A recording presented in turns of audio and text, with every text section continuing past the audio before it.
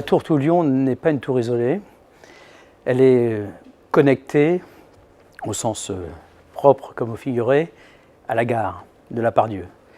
C'est donc une tour qui s'inscrit dans un environnement qui est très dense en termes de mobilité, de flux, mais aussi d'espace public. Donc la tour, c'est le bâtiment que l'on verra en sortant à gauche. Donc c'est un bâtiment vraiment pris, construit, édifié sur la gare et qui constitue d'une certaine façon le point d'entrée, le landmark, comme on dit de façon plus internationale, de la gare Part-Dieu. C'est un projet qui, volontairement, qui s'inscrit au sens de la plantation dans le territoire, c'est-à-dire d'un bâtiment fort, pas fort au sens autoritaire, mais fort au sens de sa densité. Et c'est pour ça qu'on a fait ce travail un peu par rapport à une pierre semi-précieuse qui est l'obsidienne et qui est un peu comme du verre, c'est-à-dire c'est une pierre qui a du reflet mais qui est plutôt sombre, dans les bleus sombres, dans les noirs, et de façon à avoir vraiment une dimension un peu tellurique, un peu minérale, qui je trouve correspond à la région aussi.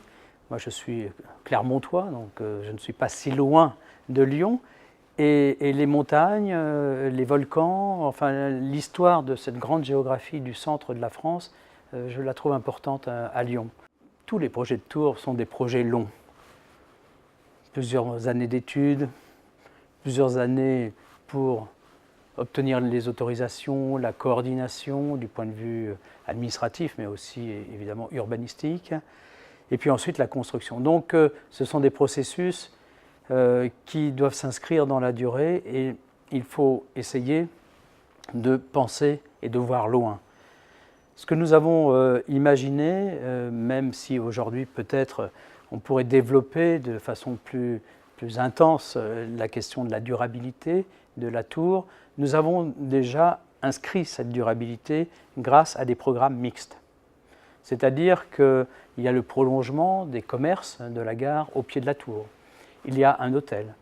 Il y a des grands lobbies qui vont être utilisés évidemment par ceux qui vont travailler dans la tour, mais aussi des restaurants pour ceux qui vont soit venir de façon ponctuelle visiter la tour, soit d'autres qui effectivement ont une activité plus permanente dans le bâtiment lui-même. On peut imaginer que ces bureaux, lorsqu'ils seront livrés dans quelques années, seront aussi majoritairement des bureaux de passage.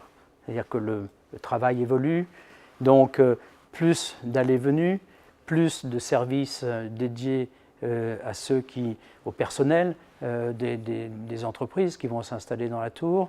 Donc c'est une tour mixte. Elle est mixte, je dirais, à tous les étages, mais elle est surtout mixte en rez-de-chaussée.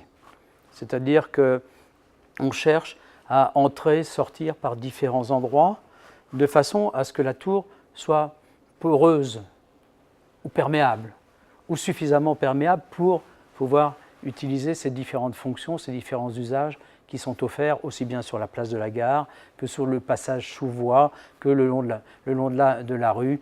Donc il y a une recherche vraiment d'un pied de tour ouvert, généreux, lumineux, dans lequel on peut entrer et sortir.